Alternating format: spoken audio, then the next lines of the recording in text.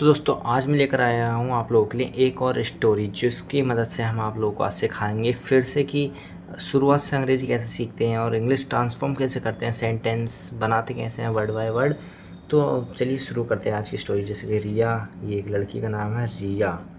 Wanted, ये second form of want की, तो चाहती थी, चाहती थी, चाहती थी।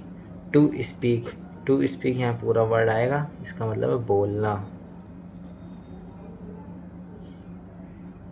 इंग्लिश यानी अंग्रेज़ी। बट यानी कि लेकिन। शी यानी वह। वॉज यानी थी। अफ्रेड, अफ्रेड यानी कि डरी हुई। Of making mistakes, of making यानी करने से। मिस्टेक्स यानी कि गलतियाँ। एवरीडे यानी हर दिन। तो मैं ये सेंटेंस आपको समझाता हूँ। रिया अंग्रेज़ी बोलना चाहती थी लेकिन वह गलतियाँ करने से डरती थी। एवरीडे। शी यानी कि वह। लिसन यानी सुनती थी, सुनती थी। टू इंग्लिश स्टोरीज यानी कि अंग्रेज़ी कहानियाँ, अंग्रेज़ी कहानियाँ, अंग्रेज़ी कहानियाँ, अंग्रेज़ी कहानियाँ। और लर्न यानी कि सीखती थी, सीखती थी। 5 यानी कि 5। न्यू वर्ड्स यानी कि नए शब्द। तो दोस्तों आपको भी ये करना चाहिए कि आप रोज़ 5 वर्ड सीखें जैसे कि ये करती थी। यानी कि हर दिन वह अंग्रेज़ी कहानियाँ सुनती थी और 5 नए शब्द सीखती थी। एट फर्स्ट, एट फर्स्ट यानी कि शुरुआत में, शुरुआत में। शी यानी वह। स्पोक यानी बोलती थी, यहाँ सेकंड फॉर्म है स्पीक की, सेकंड फॉर्म स्पोक, तो बोलती थी। ओनली वन, ओनली वन यानी कि एकमात्र। ओनली वन का यहाँ पर दोस्तों जैसे कि आपको पता ही है, ओनली वन आप लोग एक बार मुझे कमेंट्स में भी बताना। ओनली वन यानी कि केवल एक।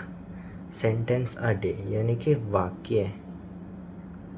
अ डे यानी कि प्रतिदिन सिर्फ एक ही सेंटेंस में बोलती थी।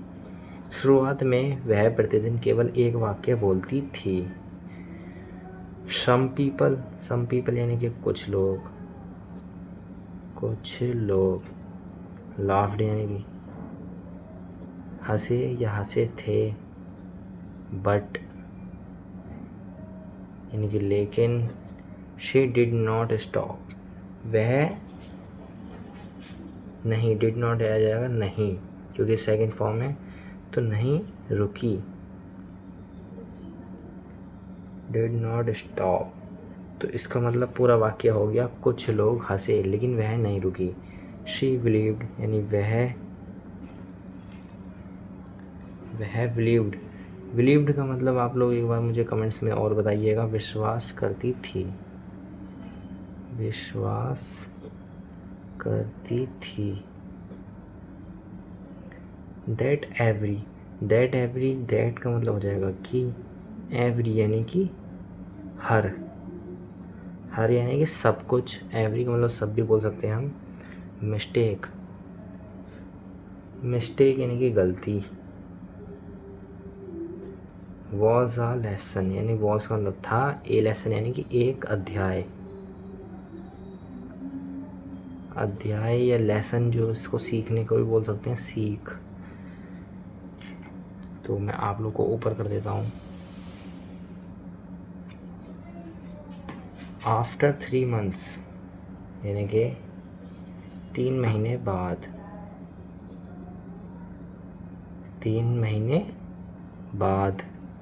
शी कुड इंट्रोड्यूस, शी यानी वह।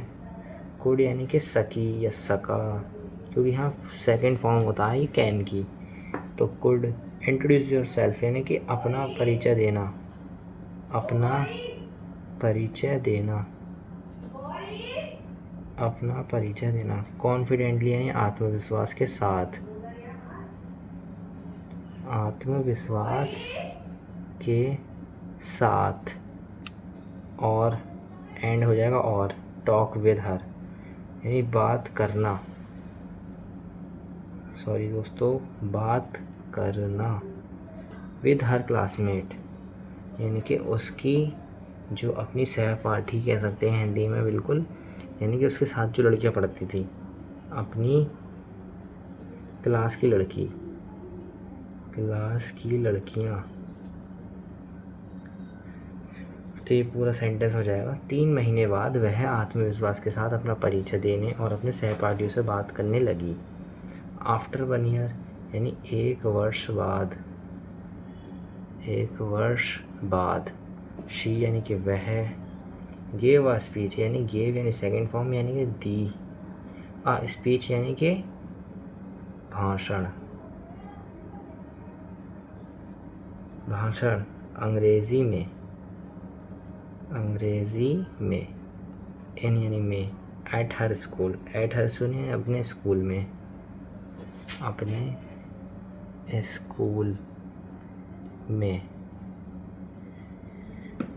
स्कूल में। एवरीवन क्लैप्ड फॉर हर, इसका मतलब है 1 वर्ष बाद उसने अपने स्कूल में अंग्रेजी में भाषण दिया।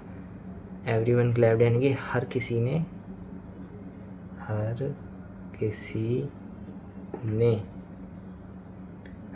क्लैप्ड यानी ताली बजाई। तो दोस्तों जब भी हम किसी स्टोरी की बात करते हैं या किसी को कुछ बताते हैं तो उसमें पास्ट इंडेफिनिट का यूज़ होता है, जिससे कि सेकंड फॉर्म यूज़ होती है। तो क्लैप्ड यानी ताली बजाई, फॉर हर यानी उसके लिए, हर जर्नी यानी उसकी यात्रा।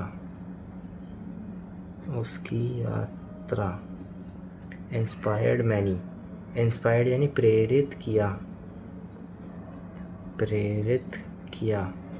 Many others to speaking English, many others यानी कि कई अन्य लोग या बहुत सारे कुछ और लोग, कई अन्य लोग। टू स्टार्ट यानी शुरू करने के लिए। स्पीकिंग इंग्लिश यानी कि बोलना अंग्रेज़ी या अंग्रेज़ी बोलना। मैं तो आपको वर्ड बाय वर्ड बताता हूँ, इसलिए कि ताकि आप समझें किस वर्ड का क्या मतलब है। द लेसन, तो पहले मैं आपको इसका मतलब समझा देता हूँ। उसकी यात्रा ने कई अन्य लोगों को अंग्रेज़ी बोलना शुरू करने के लिए प्रेरित किया। तो द लेसन यानी कि सीख, क्योंकि यहाँ सेंस हमारा जो है सेंटेंस का वो कह रहा है, यहाँ लेसन का मतलब कोई अध्याय नहीं, सीख है। तो सीख इज़ यानी है, सिंपल यानी सरल, डू नॉट फियर यानी मत डरो गलतियों से,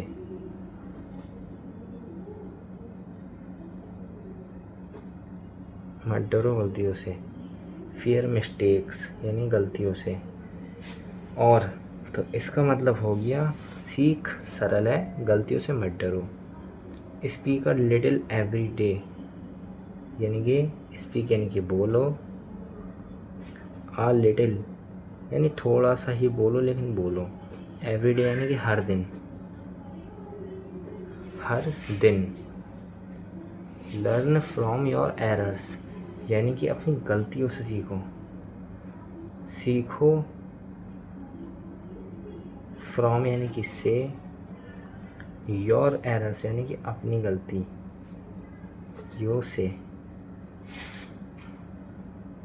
अपनी गलतियों से। एंड कीप मूविंग यानी कि और आगे बढ़ते रहो। फॉरवर्ड ये इसी का वर्ड है। 1 स्मॉल स्टेप यानी एक छोटा कदम। टुडे यानी आज। Can I lead to great success tomorrow, can lead to great success tomorrow यानी कि कैन का मतलब होता सकता, लीड टू यानी पहुंचा सकता है, ग्रेट सक्सेस टुमारो यानी कि ग्रेट यानी बड़ी, सक्सेस टुमारो यानी सफलता,